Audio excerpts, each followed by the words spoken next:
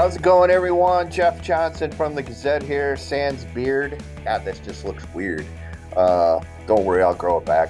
Jeff Linder with me. We're here to talk Prep Hoops on our weekly Prep Hoops podcast, both from the comforts of our home, me on my couch in Northeast Cedar Rapids, and Jeff from your kitchen in Northeast Cedar Rapids. Kitchen table, somewhere between Cedar Rapids and Palo. Did you get all that snow out of your driveway? We got 1 inch of snow, I think, and it may have been the heaviest inch of snow I've ever experienced. Agreed. How about you? Agreed. Oh my gosh. That stuff was heavy. And I look out Yes. the window right now and see it's snowing again. So glad we did all that work, right? So Yeah. we're here to talk a little bit prep hoops here and maybe throw in a little bit of Iowa women's hoops. That's Jeff's other main beat during the winter. Hey, why don't we go in reverse order here and start with the Hawkeyes real quick, because they played a game last night at Michigan State that went to overtime, and Iowa had a whole crap ton of adversity, yet the Hawkeyes were somehow able to find a way to come out with a win. Talk about all that, Jeff. It was McKenna Warnock was injured in the third quarter in a collision. Monica Sanano, who was 11 for 11 from the field, she fouled out late in regulation. So they're playing without arguably two of their three best players. And so they go to overtime and they're down 4. And then Caitlin Clark decides to take over, and they go on a run. So they're up 80-79. Clark hits a couple free throws. They're up 82-79. They get a stop. So they're up 3 with the ball, and it should be pretty much ball game over at that point. And they're lining up, for the inbounds pass. And depends who you talk to. It looked to me like Caitlin took a shot at one of the Michigan State players, and that's what the refs saw. They went to the monitor and were there forever. So I don't know if it was classified as a flagrant one or an intentional foul or a technical foul. But anyway, it was 2 shots in the ball. They make the free throws, so it's 82-81. And then they get the ball, and Michigan State's called for traveling. And Iowa gets it back and gets 2 free throws at the end and wins 84-81 in overtime. Just Iowa's second win in East Lansing in the last 12 tries. Wow. Why has it been so tough for them to win there, Jeff? Any idea? Well, Michigan State's usually pretty good. They're not great this year. They're 2-6 in the Big Ten. It's a tough place to play. Michigan State's a physical team. That always kind of seems to give Iowa troubles. It did again last night. And it's a tough matchup up there. But in the end, a win, and a big one for. In the end, a win. Got to see how McKenna Warnock's doing. If she's out an extended period of time, that's going to hurt.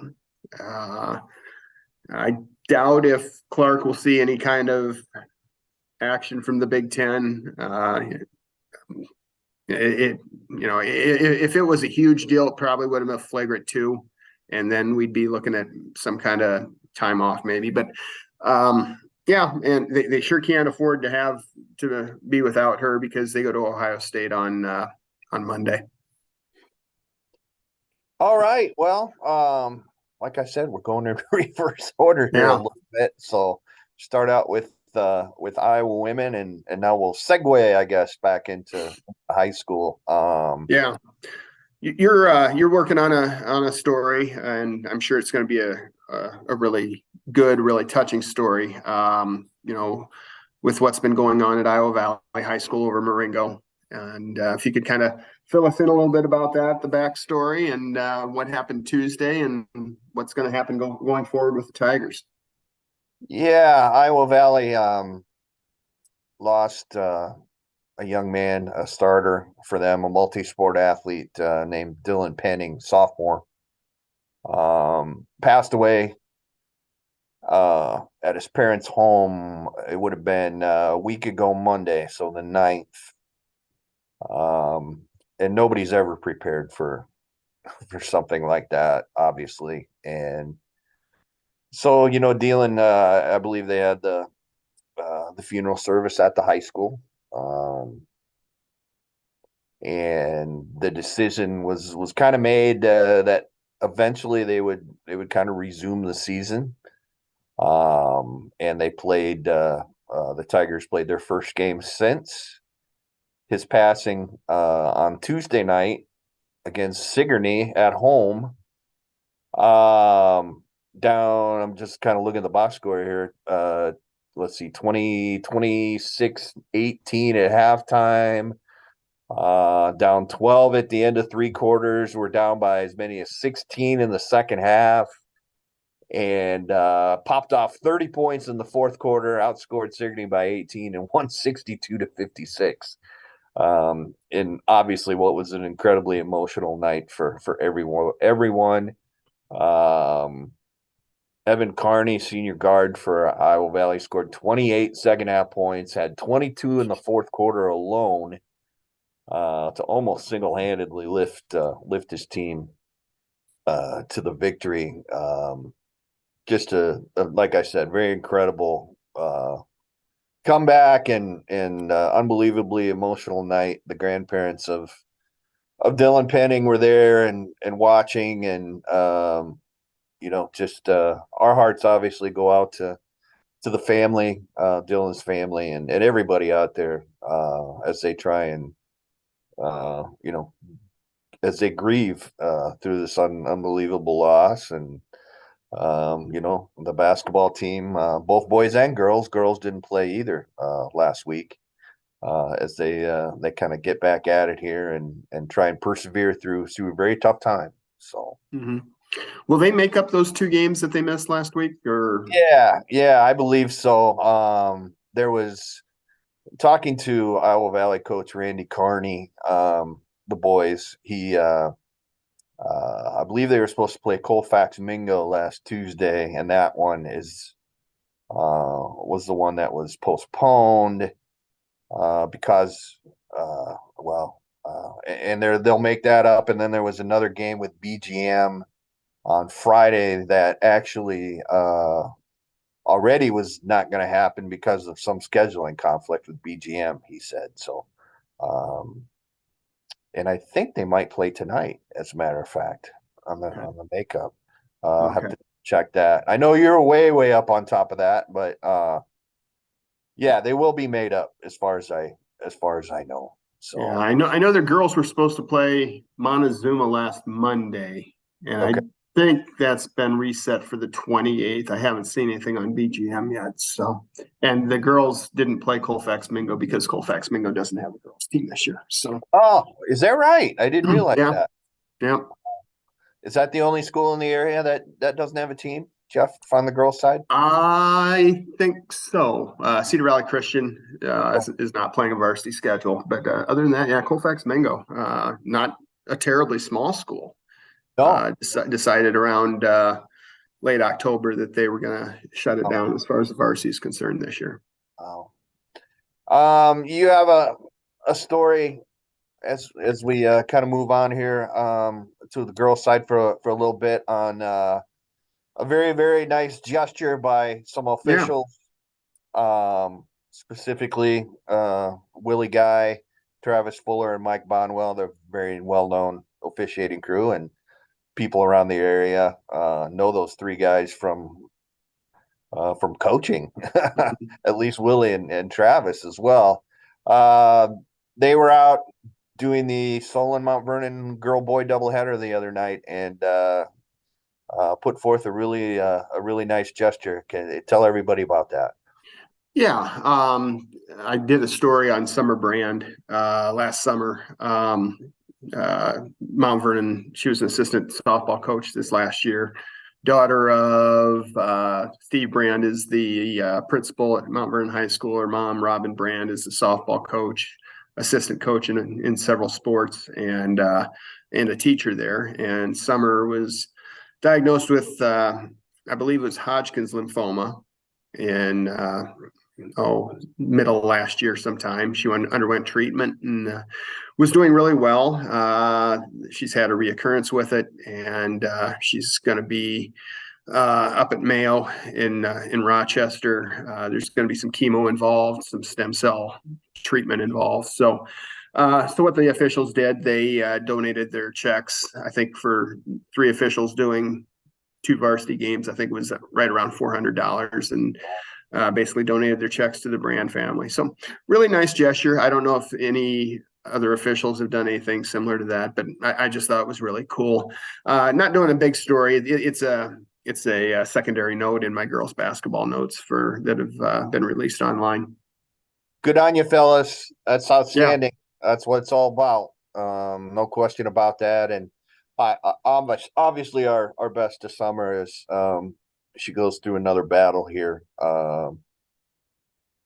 moving forward. So on a cheerier note, you've got some milestones on the girls' side. Yeah.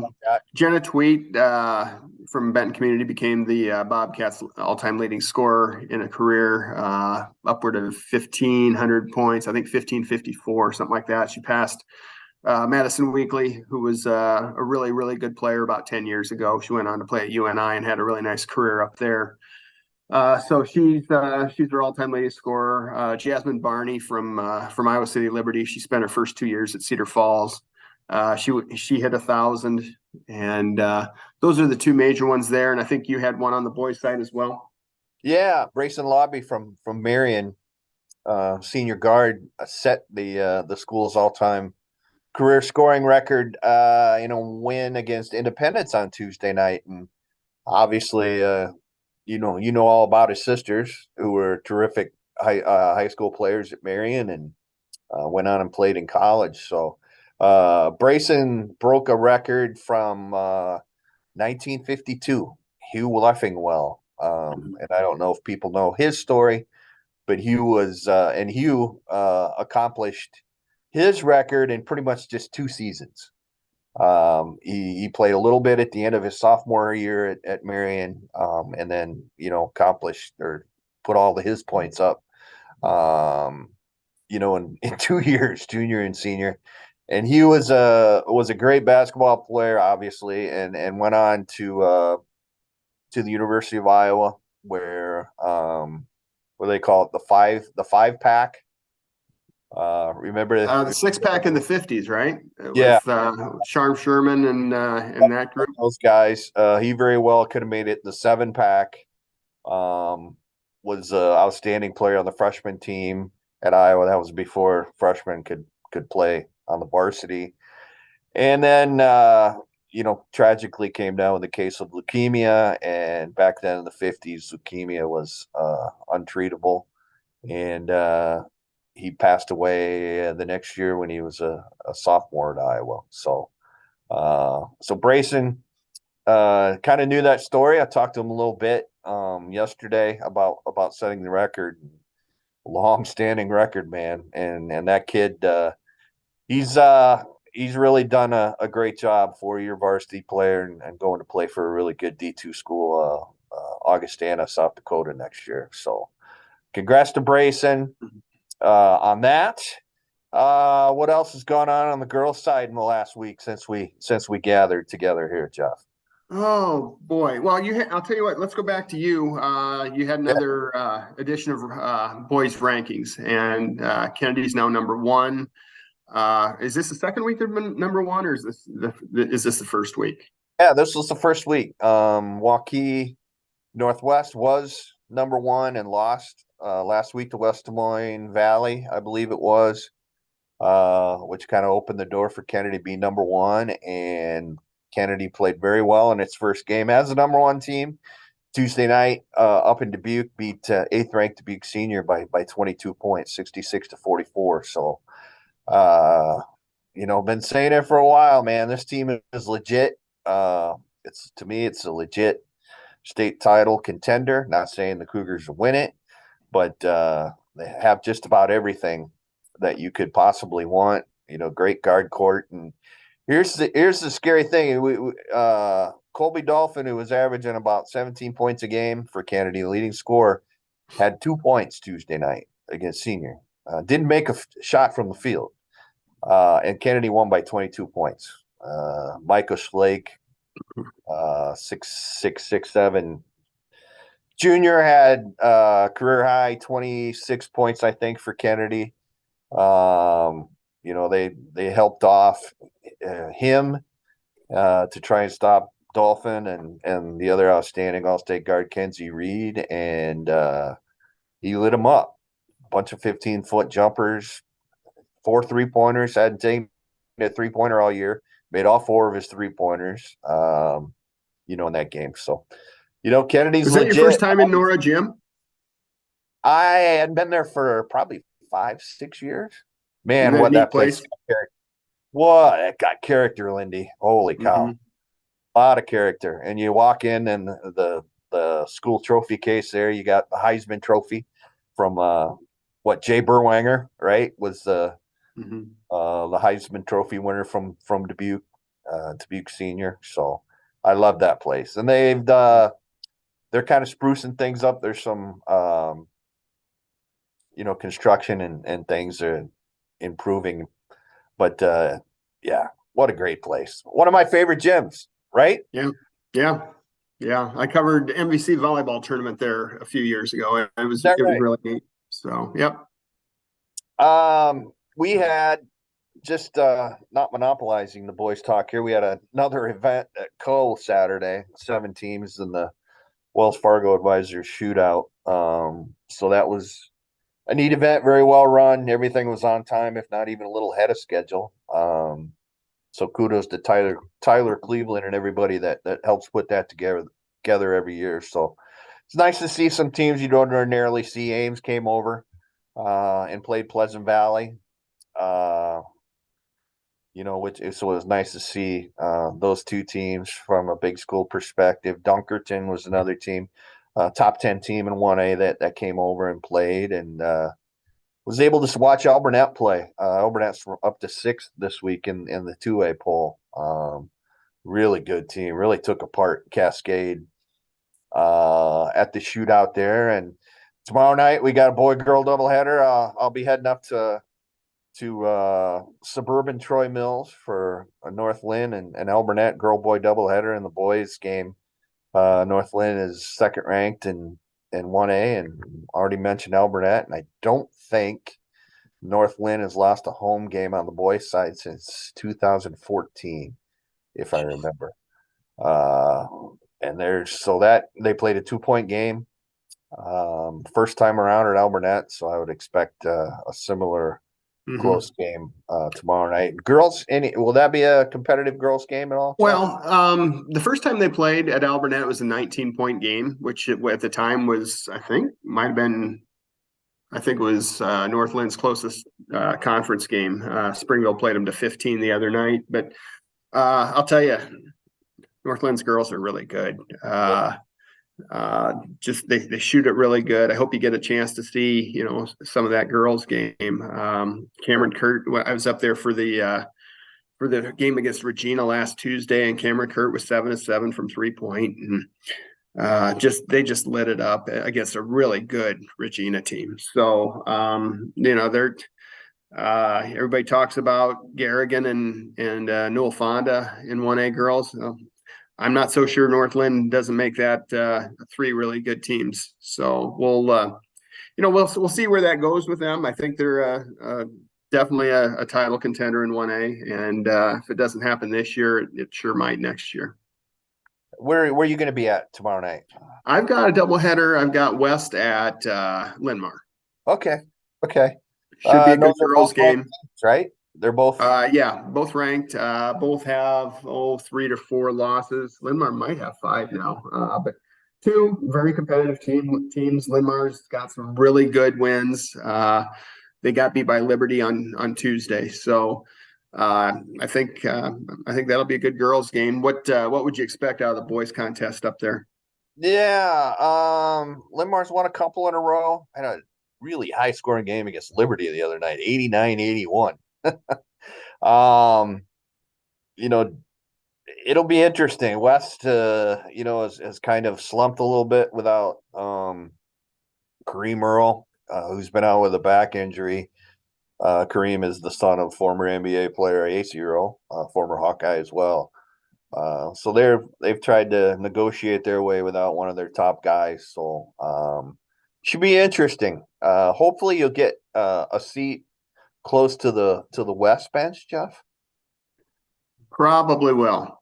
There you go. You can give me a Coach Bergman update. Okay. He's always great to listen to on the sideline. Yep, he sure is. You were talking about AC Earl really quick. Did you get a chance to watch the Chris Street documentary last night? I did not. I was going to tape it and totally forgot. Did you see it? Yeah, I think it's on again sometime today, maybe twice today too. It was really well done. I caught the last 20 minutes of it before after the got done writing the Iowa women's story, but it was really good, and hope to see it in its entirety here at some point here in the next couple of days. Where were you when you got the news in '93? Working, believe it or not, on the desk that night. And what I remember, we just got a call, and I can't even remember what time it was. Early evening, sometime in the early evening, mid-evening, that there had been an accident involving that might be involving a couple of Iowa basketball players. That was just a preliminary report. And obviously it was just Chris. And then there was a confirmed fatality, and it was learned that it was Chris Street. And I just remember Mike Loss and Jim Ecker was the beat guy back then. They ran right down to work, and I think one of them worked the phones to try and find out more details, and I think Mike went down to Carver Hawkeye Arena that night to try and get some sort of team reaction, which obviously nobody wanted to talk at that point. So it was. Yeah, I'll always remember that, I guess. Yeah. I always remember the funeral. And obviously then the first game against Michigan State after they came back. So what do you remember about that, Jeff? I was in Fairfield at the time. I was the sports editor down there, and I got a call from a coworker, and she was just beside herself. She could hardly talk. She was sobbing and just really, really upset about it. So, you flipped on the TV, and I don't know how soon it was that, that the local stations went into it. But obviously it was a big thing on the 10 o'clock news that night. Yeah. Just a tragedy. No other way to put it. And I actually was a beat guy for Iowa. I want to say it was the 10-year anniversary of his death, and I remember writing a story and talking to Tom Davis. Paul Lusk was one of Chris's best friends, and Kenyon Murray, obviously, who ultimately decided to name his firstborn son after Chris Murray. It was, just something that Iowa sports fans will never forget in a bad way. Yeah. No doubt about that. And looking forward to seeing the documentary. Yeah, it was really, really well done. So still a lot of raw emotions 30 years later. Yeah, absolutely. A lot of people kind of thought he was whatever, the ultimate quote unquote Hawkeye. He loved the school when he was young and grew up and lived his dream, I guess, playing for Iowa. So yeah. Did you know where he went to school before he went to Indianola? I want to say Mormon Trail. Got it. Yeah. How about that? Is that close to Indianola? Not really. No? I'd say it's south of Osceola. Okay. Kind of in the middle between Osceola and Leon and Lamoni down in there. Okay. So, So pretty darn close to Missouri, basically. not too far, not Wow. far. Wow. So, yeah. And you have a big event of your own. Are you going to head out? Are you going to be able to head out at all to Saturday to the River Valley Conference is doing their girls shootout, right? Yeah, ordinarily I probably would. We're gonna take a trip to Madison to see Reese on Saturday. Oh, very nice. So we're looking forward to going up there. Haven't been up to see him for a few months, so that'll be good. Very nice. But where are they playing Yeah, girls? that's at Cornell. Starts at 9:30. I think it's Wilton and Macoka to start it, and then the games kind of gradually get better as the day goes on. The big ones are the end, and the I think 8 or 8:30 game or something like that is Cascade and Regina, and both those teams are undefeated in their respective divisions. Okay. Is that how they kind of put it together? Yeah, yeah, I like that. It's I guess you could say it's almost kind of a de facto River Valley Conference championship. The two teams don't play in the regular season other than this Really? year. Yeah. So Interesting. And you've got girls rank. Will girls rankings be out today? should be out later today. Yeah. Don't expect a whole lot of change. Um, no, I think most of the top teams since last week have won, so I don't see a whole lot of shuffling. I think the girls' pairings are going to come out a week from today or tomorrow. Is that right? Okay. Yeah. Okay. I was just kind of looking at that myself. With the rankings committee thingies, that's allowing the boys to kind of push back their brackets. So I think the big schools come out like week of February 11th, somewhere in there, and then Okay. the small schools will be the week before. So yeah, always interesting. It's kind of like the new phone books are here. The new phone books are here. Thing Yeah. days, right? You kind of look forward to, and you do such a great job of doping that out. I mean, have you started your mock brackets and where you think everything might end up? I did one over Christmas break. I might try to throw one together today or tomorrow before after today's rankings come out. I've got some free time and I might monkey with that a little bit. I don't have the map of Iowa and all the thumbtacks, so I just have paper and pen. You remember that old scoreboard at the state tournament back in Vetsma Auditorium where that was so cool. Yeah, and they've kind of got a digitized version of that they put on the scoreboard at the girls' state tournament. I don't know if the boys do that, where they have the little lights blinking. I think the original went to the Hall of Pride. Okay. Yeah, I thought that was always really cool. If you don't know what we're talking about, folks, there was I guess you'd call it a scoreboard, right? It was basically just a map of the state of Iowa and the lights of all where the participants in the state tournament were, whatever class it was, they would have a light where that school was geographically located, and then the teams that were playing, right, would be blinking lights. And then as the tournament would go on, would they eliminate? I can't remember if they'd eliminate the schools that were out. And they just have the by championship night, there were just two lights left. There you go. So the memories. They would need to correct that now for the girls tournament most years and have about 6 lights in Polk County. Yeah, it might end up that way in the boys' side too. Who knows this year? So, have you been into the old lady, to the old auditorium? Any? No, I don't. I think maybe I was in there once.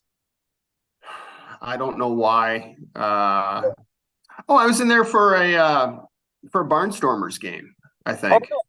But that might have been pre-2005. I don't know.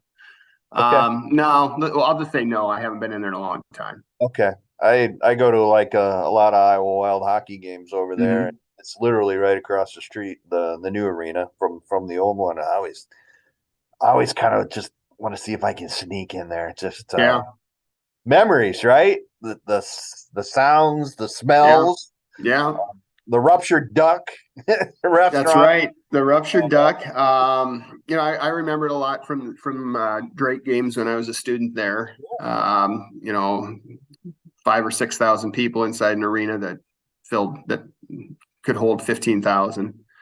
But yeah, a lot of neat memories. Went to a lot of tournaments there. Went to some girls tournaments, some boys tournaments. I covered.